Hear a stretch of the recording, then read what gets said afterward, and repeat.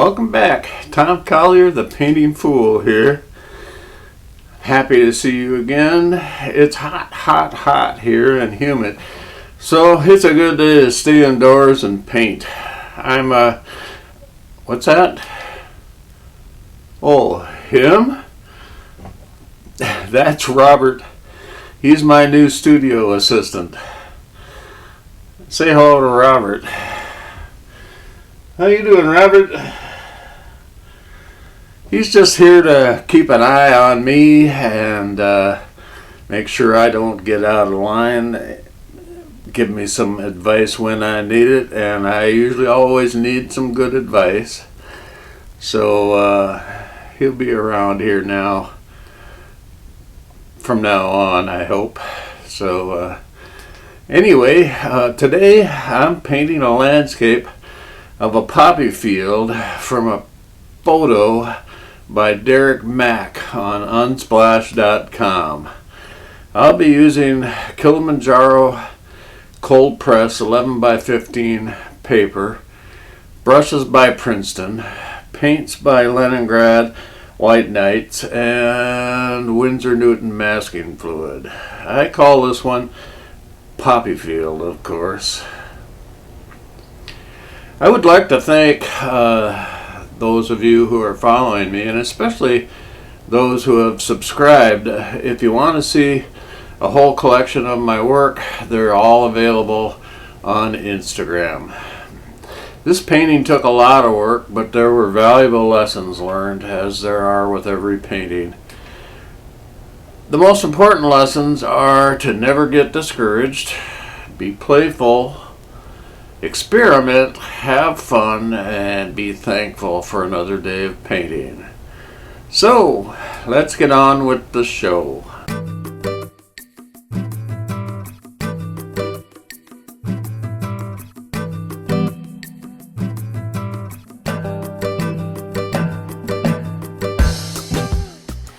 Here we go. Alright, first thing we're going to do is put some masking fluid down where these flowers are going to be. They're poppies, and poppies against a green background, I want them to pop. I want them to be really bright. If I try to paint red over top of the green, it's going to neutralize that red. It's going to tone it way down. And they just aren't going to be as vibrant as I want them to be. So we'll put some masking fluid in there first, wait for that to dry, and then after we put the green wash in where the grass is going to be, we can take the masking fluid off and put the red in and have some poppin' poppies. Okay, next we're going to wet the sky area.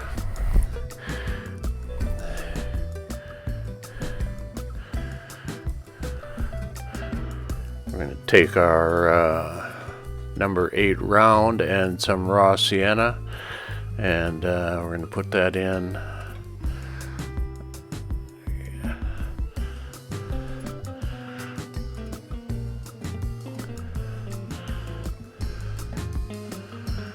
And we're going to mix up some ultramarine and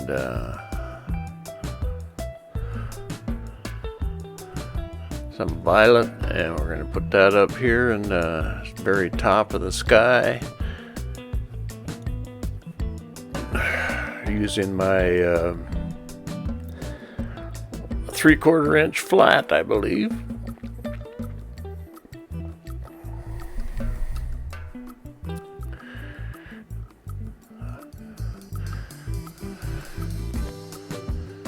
Put a little red with that violet.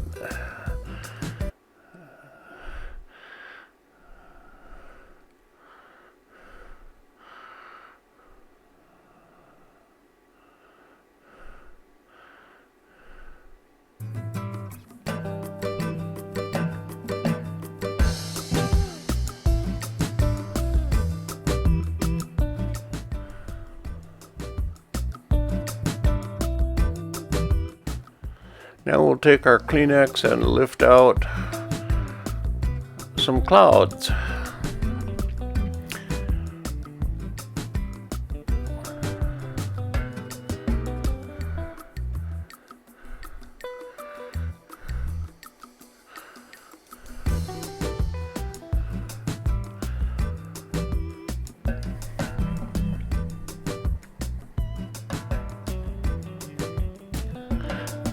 Got our number 8 round again, and putting in some blue violet shadows on this. Is sunset, I believe, so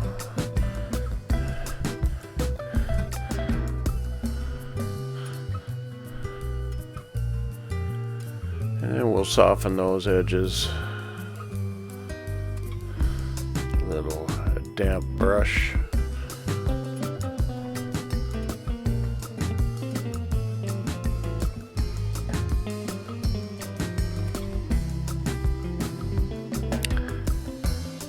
And back to the Kleenex.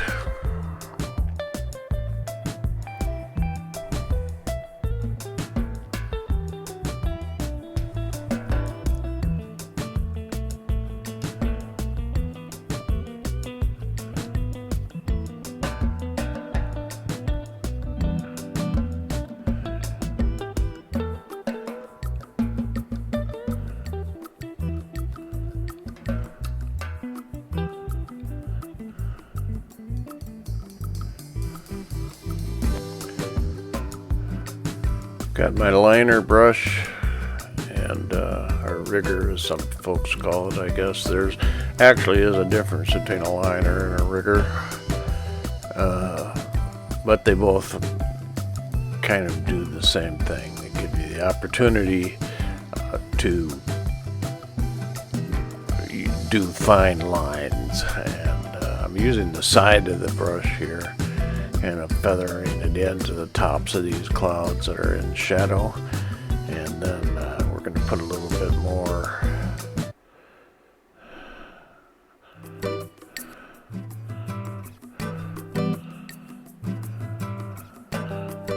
color underneath this bottom bank of clouds. It's kind of a streaky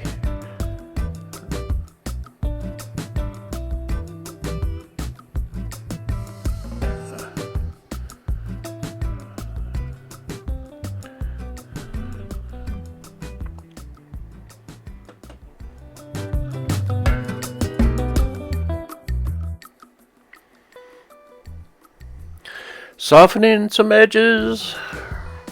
Clouds mostly have softer edges, but some clouds have kind of a hard, distinct edge too. So I think in this painting we're going to have a little bit of both.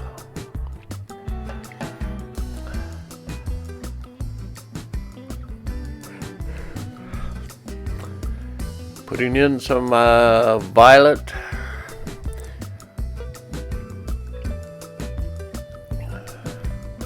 As the sun goes down, kind of casts a shadow on the tops of these streaky clouds, and turns them kind of purple, violet. Using my rigger, the side of my rigger, to kind of feather this shadow in to these clouds.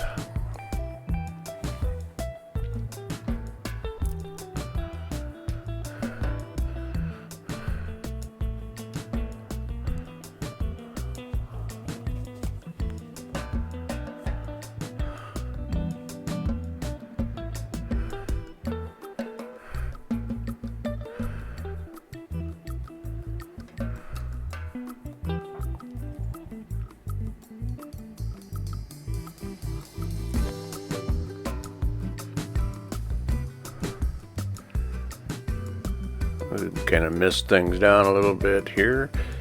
I've got my 3/4 inch flat, and mixing up kind of a dark mixture using neutral black ultramarine, sepia, and laying in the distant tree bank.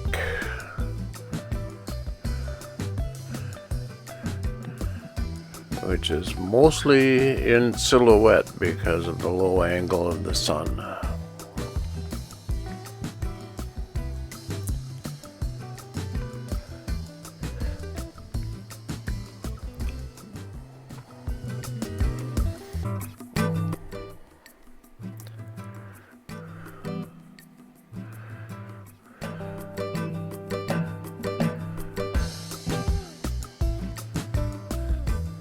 What I'm doing right now is I see where I've got some blossoms forming.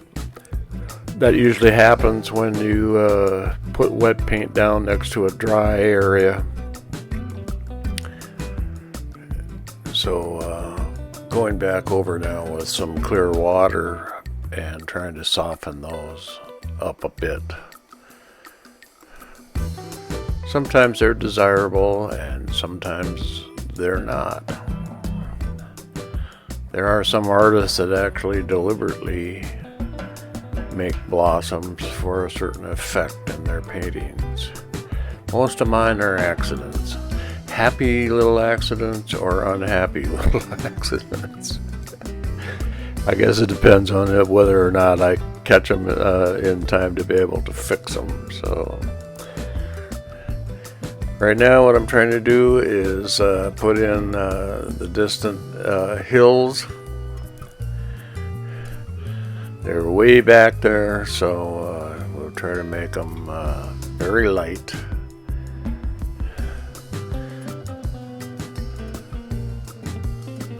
And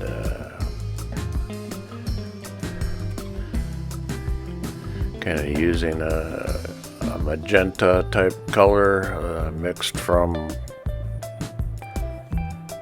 Madder Lake red light and a little bit of ultramarine.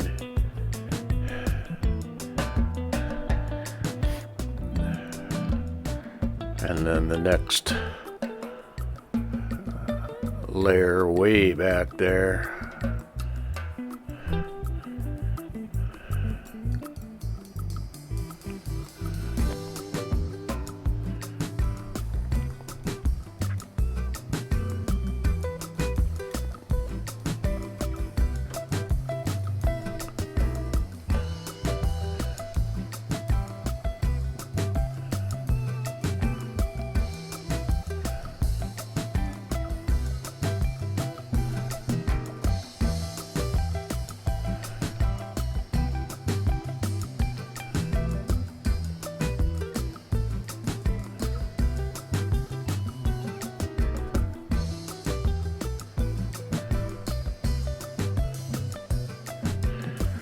Going to clean the old palette. Going to a completely different family of colors, so and I'm out of space, so I don't want these colors mingling and mixing.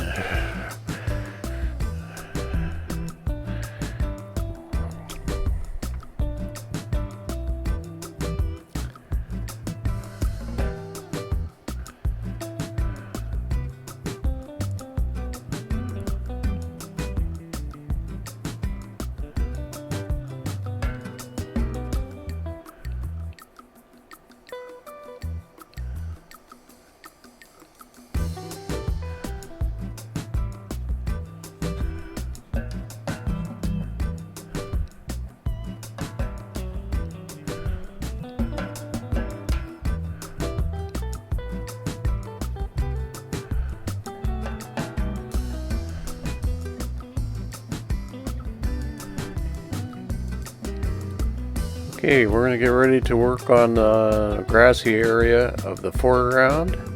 So I'm going to wet that area pretty thoroughly. And we're going to do this with wet on wet.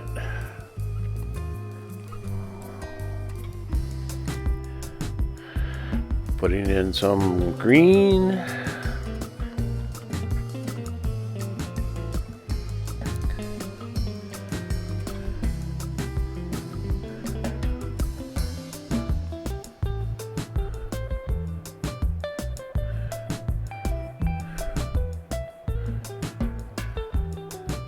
And then mixing up some cadmium medium yellow with green, and now I've got a really dark one going on here. I think I threw some sepia in there.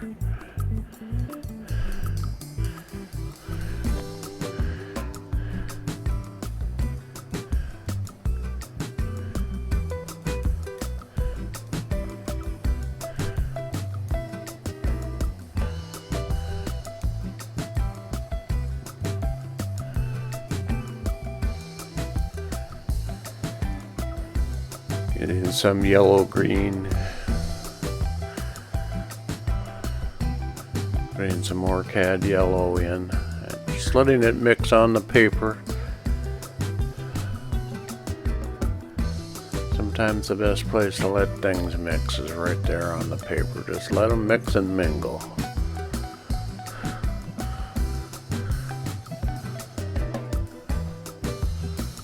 And you probably wind up with lots of happy little accidents, as Bob Ross would say.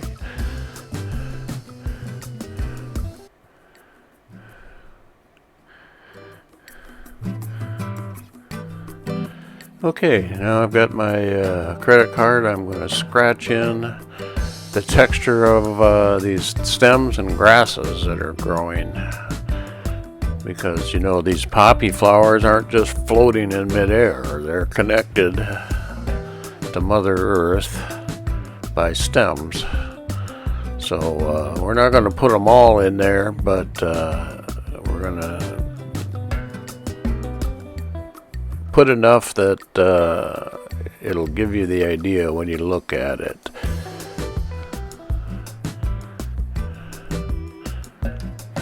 Now this scratching technique needs to be done at a certain time. If the paint is still too wet, it'll just fill back in, and if it's too dry, you won't get much showing up. So you want that in between wet and dry, when it's just got kind of a sheen to it.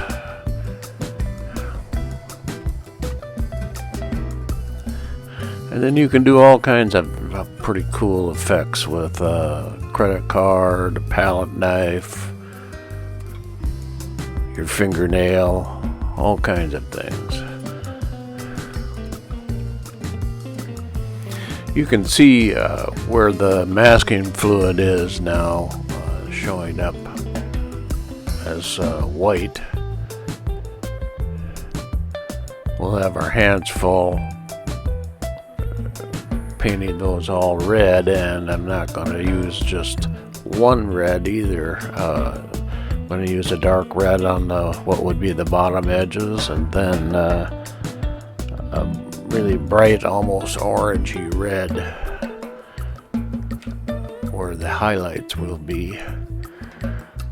I've got a bristle stencil brush right now. I'm just putting a little bit of yellow texture in some smaller wildflowers that are growing, and I want to darken up this tree line back here.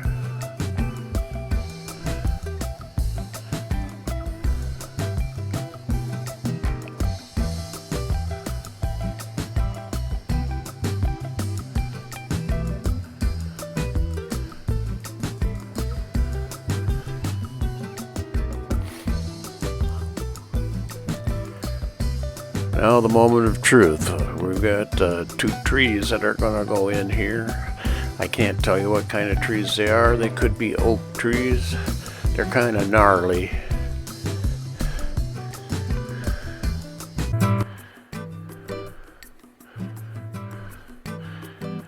We'll start out with just the bottom parts of the trunk. Then we'll put our leaf clusters in there.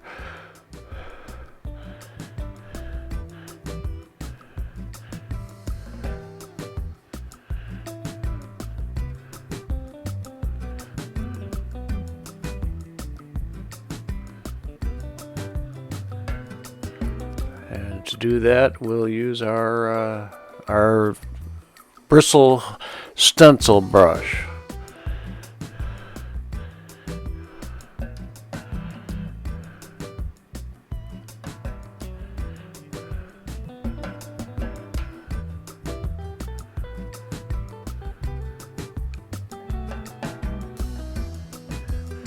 Trying to make sure we leave some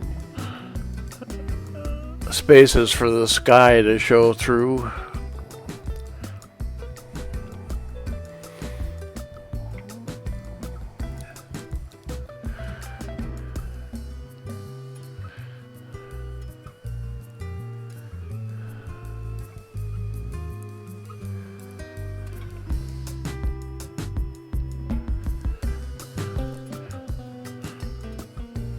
And we'll take our rigger and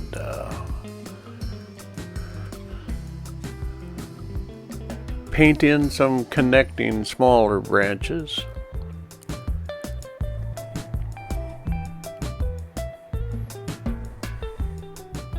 This whole thing gotta get darker, so we'll be working at least one or two more layers on here.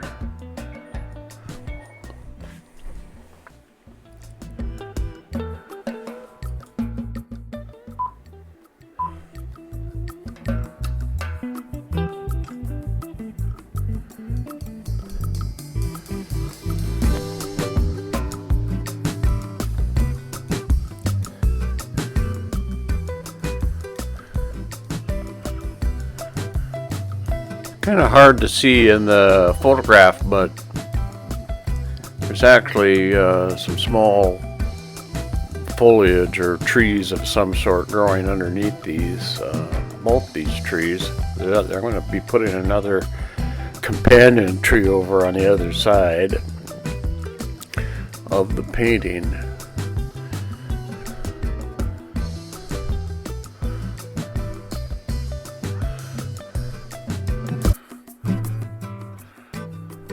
So I've got my fan brush and, or had my fan brush. Now we're putting in a shadow because there is going to be shadow underneath these trees.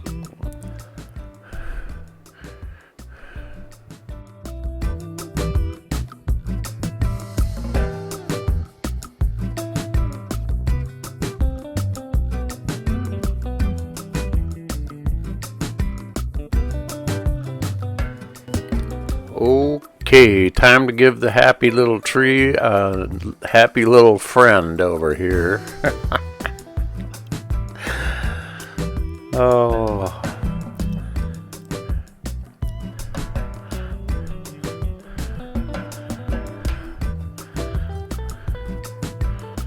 You know, one thing you gotta say about Bob Ross is he may be a little corny, but he certainly exemplifies having fun with what he's doing. He doesn't seem to take things too awfully serious, and he tries to make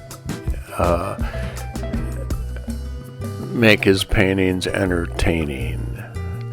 So you gotta respect that, and he really is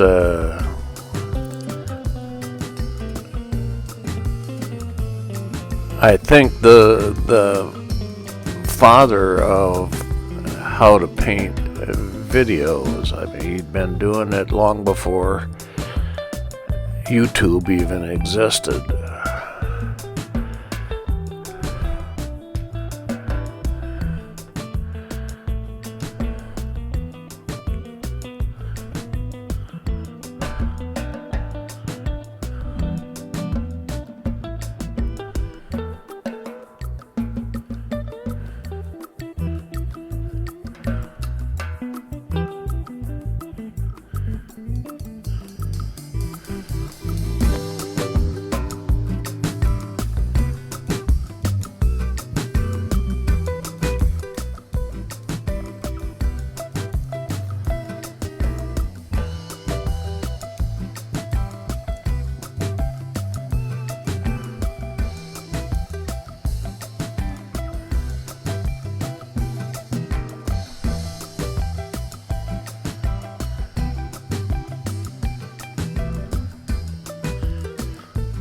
Got the stencil brush back and putting a little bit more shape and highlight into the trees, and so now we'll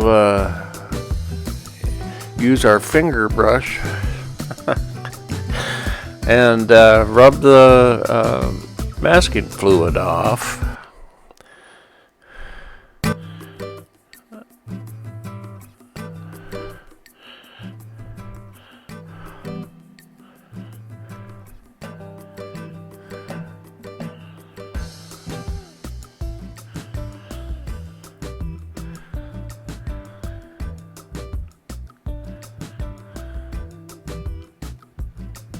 And we'll start to lay in our red.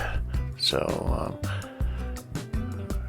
this took quite a while to do, so I'm going to speed things up even faster and get us through this, because it's just pretty much filling in the dots. I'm starting out by putting a dark red on the bottom parts of these white areas. This will be the part of the flower that's kind of underneath and in shadow. It will give the flower buds some shape instead of just being two-dimensional flat red blobs.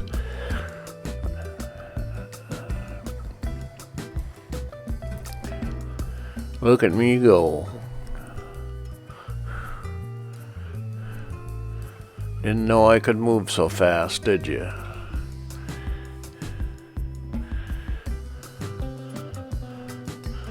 Truth be, I can't, so.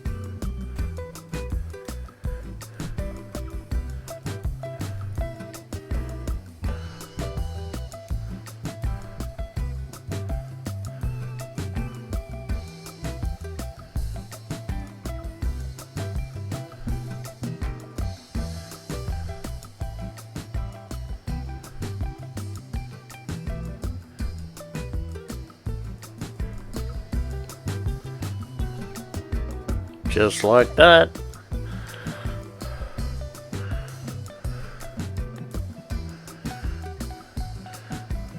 Now we're going to put a little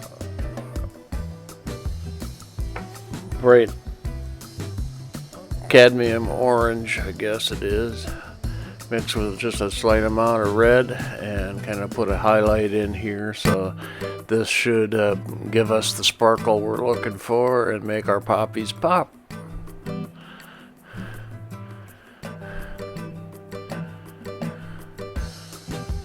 Take the stencil brush and kind of dab in where some flowers are growing way back there by the trees.